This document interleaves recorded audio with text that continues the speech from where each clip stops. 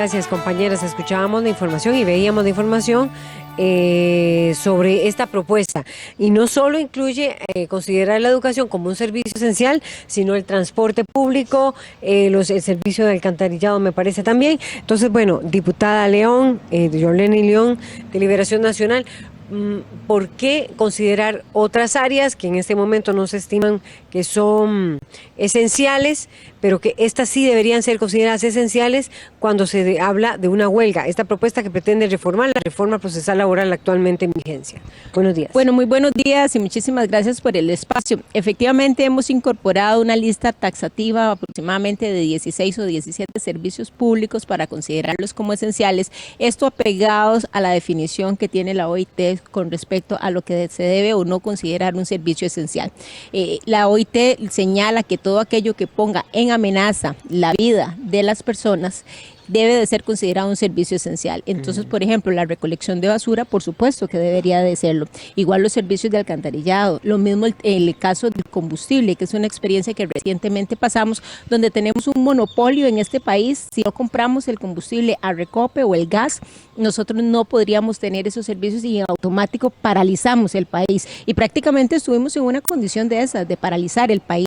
Más de 650.000 hogares dependen del gas en este país y llegamos a un punto donde teníamos riesgo de que eso podría poderse suministrar ese servicio y ese recurso en los tiempos y en las condiciones que se requiere. Entonces, por supuesto que todos esos elementos ponen en riesgo la vida, amenazan la vida de las personas en los costarricenses, amenazan la salud de los costarricenses y por esa razón consideramos que esos servicios tan importantes deben de estar no en un decreto, porque un decreto tiene una menor categoría, un menor rango, por así decirlo, dentro de la legislación, sino establecerlo dentro de un proyecto de ley. ¿Y por qué la educación? ¿Y por qué la educación? Bueno, porque la educación, nosotros como país hemos hecho una gran apuesta en educación, lo tenemos incorporado como un derecho constitucional, que es los derechos máximos que tienen los costarricenses, pero además hacemos una gran inversión, un 8% del PIB de este país se dedica a la inversión. Además, la inversión aquí y en toda parte del mundo es un movilizador social. No es posible que nosotros a casi 1 millón de menores de edad, entre niños y jóvenes, le estemos negando un derecho constitucional, que repito, no es cualquier derecho, es un derecho movilizador social. No es posible que nosotros le estemos negando ese derecho a esa cantidad de personas, principalmente personas que están ubicadas en estratos sociales bajos y de medios a bajos, porque los que están en otros estratos sociales no han tenido ningún perjuicio de una huelga que hoy lleva 65 días. Ya lo decía doña Laura Chinchilla cuando ella se oponía a la aprobación del Código Procesal Laboral, que se buscaba privilegiar la posición de los sindicatos por encima del bienestar y de la seguridad de la mayoría de los costarricenses. Y hoy con esta huelga tenemos esa evidencia. Bien, ¿qué dice Rocío Alfaro, que es quien es asesora del Sindicato de Educadores Costarricenses? Buenos días. Bueno, muy buenos días. Tal vez iniciar por lo último que se mencionaba, o sea, realmente el que se favorezca a la acción sindical en realidad es un favorecimiento a la democracia y a la posibilidad de generar derechos y garantías para la población en general. Nosotros más bien vemos este tipo de proyectos como un giro autoritario, ¿verdad? Estamos refiriendo a los dos proyectos, al de doña Yorleni y al de don Carlos Ricardo Benavides.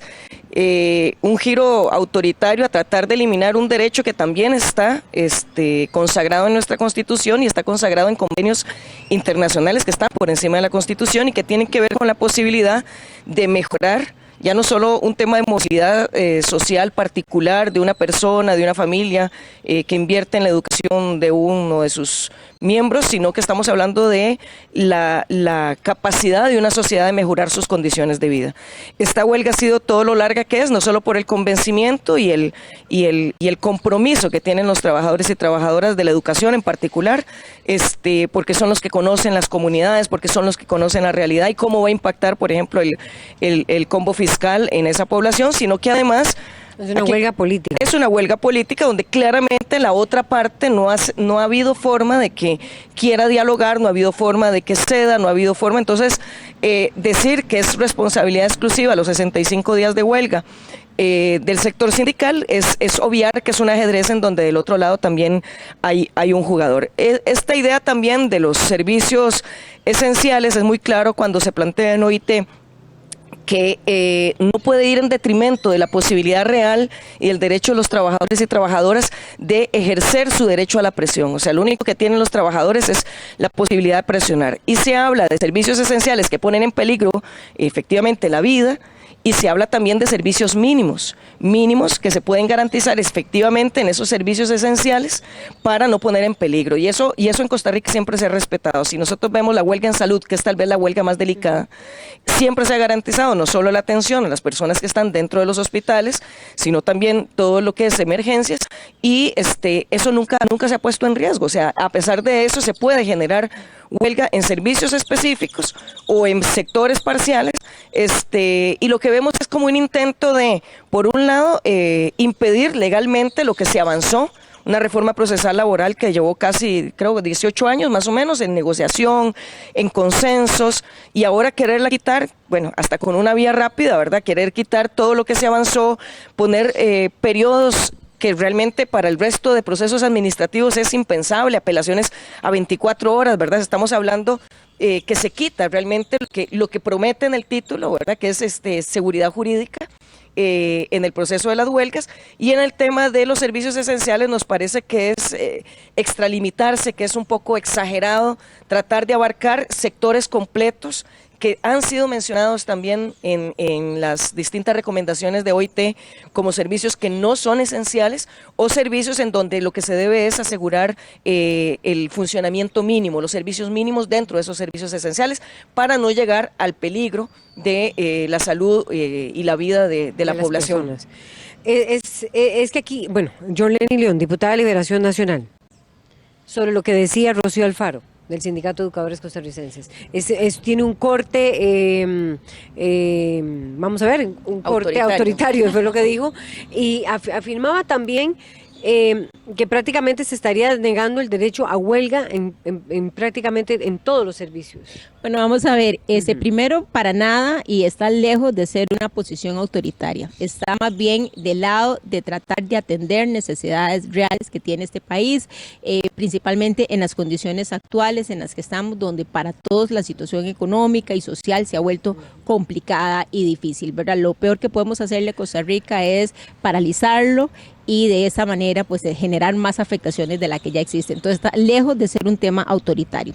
Eso por un lado. Por otra parte, bueno, la OIT, si bien es cierto, señala, ¿verdad?, que cuáles son los servicios esenciales y demás, nosotros nos acogemos a eso, revisamos, incluso hacemos una comparación de legislación y nos damos cuenta que hay países donde otros servicios que ni siquiera están en esa lista taxativa nuestra, también son considerados servicios esenciales, y eso porque en ese sentido la OIT también es clara en decir que cada país debe de ir perfilando lo que considera un servicio esencial. O sea, la lista que nos da la OIT no es la lista exclusiva ni está escrita en piedra, sino que dependiendo de las particularidades y de las condiciones de cada país tiene el derecho absoluto de establecer qué considera y qué no considera un servicio esencial.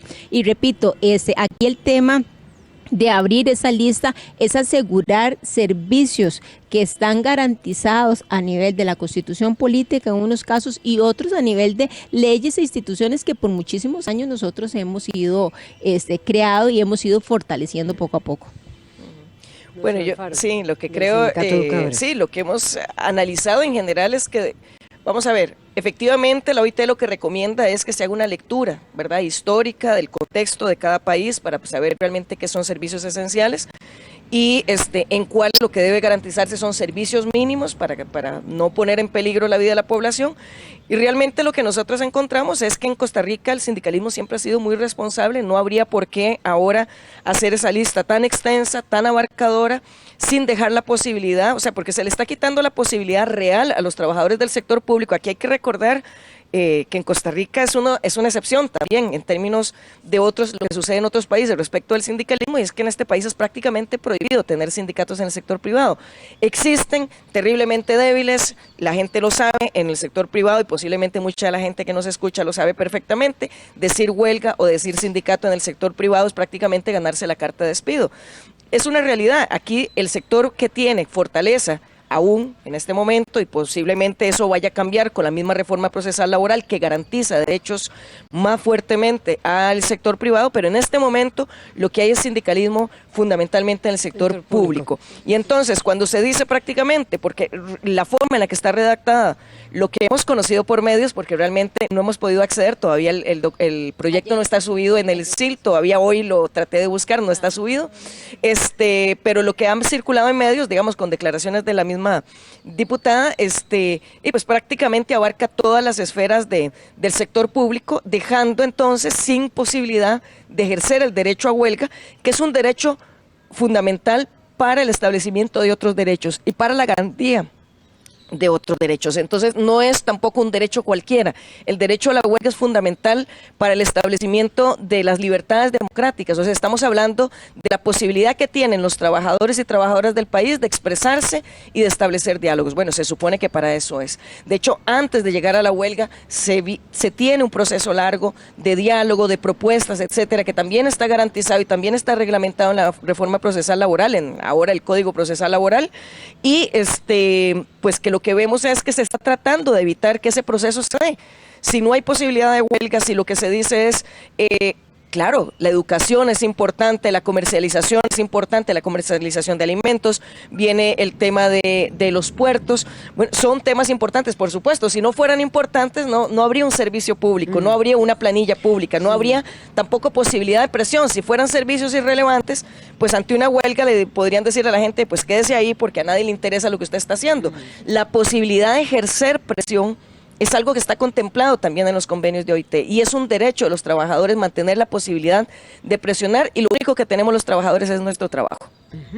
Yo quisiera decir, bueno, que a mí yo no comparto que los sindicatos hayan sido responsables con las huelgas que han generado. 65 días sin clases en un país, ¿verdad?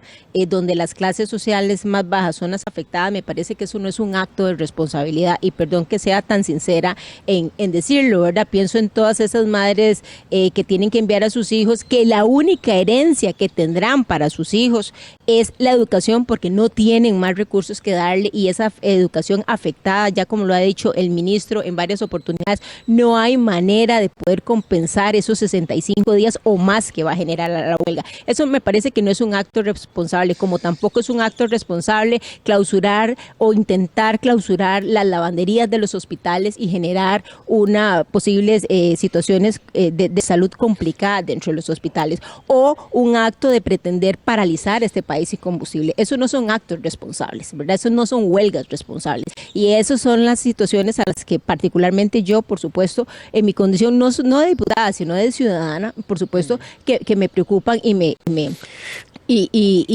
hay que tomar medidas al respecto. Yo me voy a permitir discrepar radicalmente con eso, porque realmente, vamos a ver, la responsabilidad de que esta huelga sea todo lo larga que es responsabilidad del gobierno y también de los diputados, a quienes desde junio se les entregó la propuesta alternativa para iniciar un diálogo que se ha cerrado. Somos 65 días en que efectivamente se ha estado en huelga, los sectores, digamos, que se mantienen aún en huelga, exigiendo un diálogo, y la responsabilidad mayor que ha llevado el magisterio es increíble. O sea, nunca había habido, digamos, un esfuerzo tan grande, porque estar en huelga no es estar sentado en la casa. Estar en huelga es un ejercicio cansado, un ejercicio ciudadano de democracia, de salir a la calle, de estarse formando, de reunirse, de ir a volantear las comunidades, de hacer actividades para informar a la población, y una información que la mayoría de los medios masivos no están reproduciendo, y más bien comprometerse exactamente con el futuro de esa juventud, de esa niñez que está a cargo de esos maestros y maestras, que lo que ven es la posibilidad de cercenar ese futuro ante un proyecto de ley que pone en peligro la estabilidad económica del país. Y entonces, más bien es una reacción responsable. Claro que son dolorosos los 65 días. Si ustedes tuvieran la oportunidad de ir a una de estas reuniones que todos los días hacen el gremio magisterial en las diferentes comunidades, verían la angustia con la que se está viviendo esta huelga. Pero es una angustia que está respaldada y que está enfrentada por el compromiso que se tiene con un modelo social de derecho que está en peligro. Entonces sí, hay que valorar entre un trimestre y el futuro de esa juventud y esa niñez que está en nuestras manos, y los maestros y maestras más bien han sido terriblemente responsables a pesar de los ataques, a pesar de la presión. Por supuesto que se piensa en la madre que tiene la necesidad de dejar a sus hijos estudiando y que es su única herencia, pero también los maestros y maestras son responsables del sistema democrático y están enseñando que la ciudadanía se ejerce no solamente votando, la ciudadanía se ejerce siendo participativos, haciendo propuestas y en algunos casos pues levantándose contra lo que se considera injusto. Sí, bueno, puntos de vista diferentes, ¿verdad? Y yo sigo insistiendo que esta no ha sido una huelga responsable, pero además yo quisiera agregar un asunto. Laura, a mí me parece que el proyecto de ley sigue siendo importante porque le resta la posibilidad de interpretaciones a los tribunales. Y en este caso quiero hacer referencia a la declaratoria de legalidad de la huelga de Recope, ¿verdad? Como un tribunal de la República nos dice a nosotros que el combustible, que es un monopolio, y ya lo expliqué, ¿verdad? No se considera un servicio esencial. Iba a eso, porque el proyecto lo que tiene es una discusión sobre qué es esencial y qué no. Pero bueno, no limita el derecho a la huelga. Bueno, por eso, pero el punto es, los convenios de la OIT han dicho cuando está en riesgo la vida y la salud. Claro. Y yo recuerdo, vamos a ver, doña Yoleni y doña Rocío Alfaro, Yoleni León y Rocío Alfaro. Vamos a ver, esta no ha sido la única huelga que ha habido en este país y don José Figueres Ferrer decía huelga es huelga. Uh-huh. Entonces, recordemos, por ejemplo, la huelga de educadores que hubo en México. ¿Verdad? Una huelga larguísima en el estado de Oaxaca, ¿verdad? Que trascendió más allá de la huelga y generó un enfrentamiento prácticamente con el gobierno de Peña Nieto, ¿verdad? Se convirtió prácticamente era una reforma nacional, pero muy focalizada en Oaxaca, ¿verdad? En este caso, la huelga está muy focalizada, no tanto en una provincia como sí en un sector, que es el sector magisterial, que prácticamente ha mantenido la huelga en los 65 días. Pienso también en las huelgas de trenes y de servicios de transporte que hay en Francia. Son huelgas fuertes y con una afectación importante. En la que hubo en Chile también, y que finalmente la presidenta Bachelet hubo un enfrentamiento, no reconoció ese año y hizo repetir a los estudiantes, me parece, ese año. Sí, las huelgas son huelgas, ¿verdad? Así es. El punto de discusión aquí es si la educación debe considerarse un servicio esencial, si el servicio de combustible es un servicio esencial, tal cual lo concibe la OIT, con riesgo de vida y riesgo a la vida y la salud. Vamos a ver. Y me gustaría ver las dos versiones de ustedes. Y antes voy a leer los comentarios porque ya hay 4 comentarios que ustedes dos han generado en este tema. Vamos a tratar de abrirlo. Sí, Jonathan González nos dice, claramente lo que quieren es eliminar por completo el derecho a huelga, pues incluyen prácticamente todos los servicios. No se puede ir en contra de los convenios internacionales. Bueno, esto nos dice Jonathan González. Mauricio Castro dice lo siguiente, la huelga no es contra la parte impositiva del plan fiscal, es contra los capítulos 3 y 4, recorte del gasto. Deberían ser más sinceros con el discurso sindical. Bueno, esto nos dice Mauricio Castro. Vicky Acuña comenta lo siguiente, no es ético legislar para cambiar la ley procesal laboral cuando se está en el ojo del huracán. Las decisiones a la carrera no son buenas, menos en trámite rápido. Eso nos comenta Vicky Acuña. Y Mau Calvo dice, muy bien por la diputada Yoleni, un saludo y recuerden que los sindicatos no son la mayoría del pueblo costarricense. Es un crimen poner la estabilidad del país y de nuestros hijos. Sigan adelante, el sindicalismo perdió su norte solo por proteger sus intereses propios. Bueno, esos son los comentarios, 4 comentarios en este momento. Comentarios también de ustedes, Yoleni León, diputada, y Rocío Alfaro del Sindicato de Educadores Costarricenses. Vamos a ver, yo quisiera dejar claridad que para nosotros el tema de la educación sí puede ser considerado y sí está considerado dentro de la definición de la OIT. Salud no es solamente un estado físico de la persona. Salud también, y así está considerado, es un estado de bienestar. Y el bienestar significa estar en condiciones en las que tengo seguridad económica, que me permite estabilidad emocional, que me permite saber que mi familia o que yo como estudiante estoy avanzando a lo largo de la vida. Todo eso es bienestar. Y por tanto el bienestar es considerado como la salud. Si lo vemos como una condición física, uno podría pensar que en la definición de OIT entonces no cabría educación como un servicio esencial. Pero si lo vemos, o no lo es, pero si lo vemos a la salud como un estado de bienestar, claro que sí está considerado entonces la educación dentro de esa definición. Y apelamos nosotros a esa situación. ¿Cuántas madres están angustiadas porque en este momento no tienen dónde dejar a sus hijos? ¿Cuántos niños no están alimentándose hoy? Porque la única comida que tenían disponible era la que se le da en un comedor o en una red de cuidado, ¿verdad? ¿Cuántos padres de familia no saben qué está pasando con sus hijos porque se van a trabajar todo el día y sus hijos quedan solos? Si mañana los maestros regresaran a las escuelas, ¿cuántos niños regresarían a esos centros educativos? ¿Cuál sería la deserción? Todo eso es bienestar. Y por esa razón es que consideramos que educación tiene que estar considerado como un servicio esencial, y para nada creemos que la definición de OIT se aleja a la definición que nosotros le estamos dando. Bueno, a nosotros nos parece que este tipo de argumento lo que hace es tomar exactamente lo que garantiza la calidad de vida de los costarricenses, la calidad de vida de la sociedad, y ponerla más bien en su contra, ¿no? Utilizar el recurso, es decir, esto es muy importante, la educación es muy importante, y en medida de que es muy importante, entonces sus trabajadores nunca van a tener derecho a expresarse, a defender la educación misma, porque aunque el señor Mauricio Castro, creo que se llama casualmente como el abogado, que comenta que en realidad nosotros solo estamos contra los capítulos que él considera que nosotros estamos. A nosotros nos preocupa mucho, por ejemplo, considerando de que muchos estudiantes, mucha población tiene apenas una comida al día, fin, nos preocupa mucho el IVA, nos preocupa mucho que regla fiscal esté restringiendo el presupuesto para los programas sociales que da este país. Nos preocupa el Estado Social de Derecho en general, nos preocupa lo que significa este combo fiscal para la seguridad, para el Estado Social de Derecho y para el bienestar de la población. Y efectivamente, en función de ese bienestar de la población es que tenemos derecho a expresarnos, a manifestarnos, a organizarnos y a resistir como una ciudadanía organizada que tiene derecho a hacerlo ante un gobierno que de nuevo tiene giros antidemocráticos, un gobierno que se asocia con sectores que antes defendieron la democracia y que ahora los vemos en otros temas. Por ejemplo, cuando se dice lo que queremos es que la Corte no tenga la posibilidad de estar interpretando, que un tribunal pueda estar interpretando, lo que estamos diciendo es que no queremos reconocer la división de poderes, o sea, que no se respeta la división de poderes. Pues si existe la posibilidad de interpretar, es porque eso es una garantía de la misma democracia, que se hace una lectura según el contexto, que se hace una lectura según las leyes vigentes. Molesta, dijo el mismo presidente, le molestan los resultados de los tribunales de trabajo.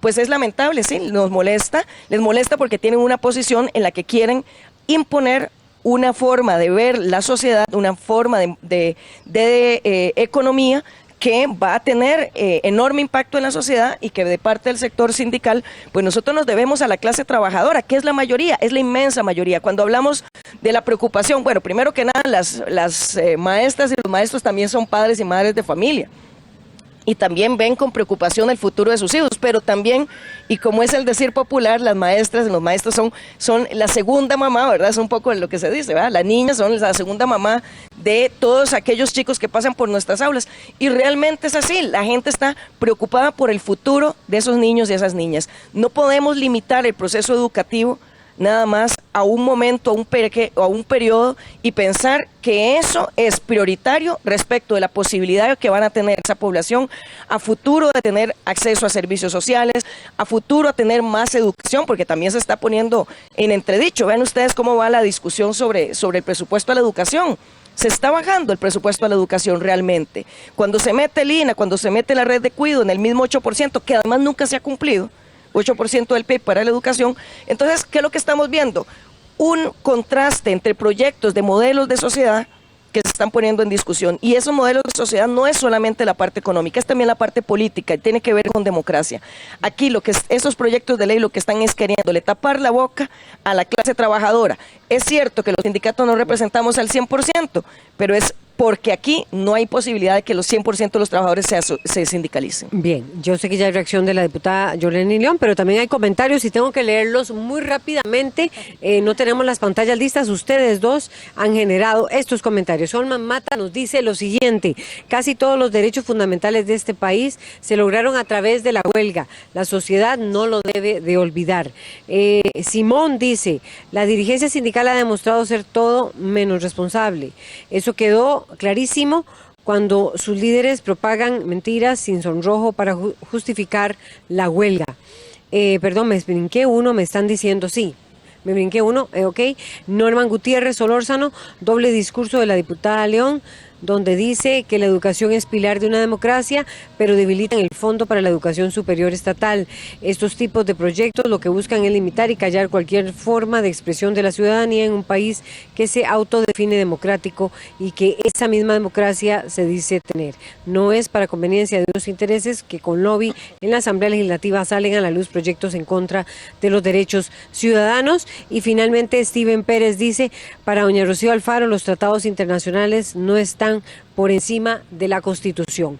Esos son los 4 últimos comentarios que estamos recibiendo. Bueno, diputada, tenemos un minuto, 30 segundos para cada una. Bueno, yo querría decir nada más que para nada es una intimidación lo que estamos haciendo o una imposición lo que estamos haciendo. Reconocemos el derecho a huelga que tienen los costarricenses, principalmente los trabajadores del sector público. No creemos que el establecer claramente qué es o no un servicio esencial venga a restringir el derecho de la huelga, porque el mismo Código Procesal Laboral establece los mecanismos para tal cual como están reconocidos. Pero sí es importante eliminar cualquier posibilidad de interpretación que exista a nivel de los tribunales, y quizás ese es el aspecto más importante que busca este proyecto de ley, dejar claro qué es y qué no es, para que a futuro, en posibles resoluciones que vayan a los tribunales, pues tengan claridad de lo que estamos o no considerando como un servicio esencial. Bueno, el derecho a la huelga nos parece base fundamental de una democracia, la posibilidad de que los trabajadores y trabajadoras se expresen, pongan su posición y utilicen el único recurso que tienen, que es su propio trabajo, para poder presionar, para poder dialogar, para poder exponer sus posiciones. Nos parece que es fundamental, que se está yendo más allá por una situación coyuntural y se está golpeando la base misma de la democracia, y por lo menos de parte del movimiento sindical y responsablemente, muy responsablemente de parte del sector magisterial, esto no se va a permitir. La huelga es huelga, es la madre de todos los derechos laborales y todos los derechos que tenemos los costarricenses y en todo el mundo, y se va a seguir ejerciendo, y se va a ejercer, ojalá, en una situación de democracia, con legalidad, pero no sería el primer país y tampoco sería la primera vez en la historia de Costa Rica que se tenga que ejercer, si fuera el caso también, en condición de ilegalidad, para poder generar derechos a la población. Bien, muchas gracias a la diputada Yoleni León del Partido Liberación Nacional y a Rocío Alfaro del Sindicato de Educadores Costarricenses. Regresamos al estudio principal para cerrar.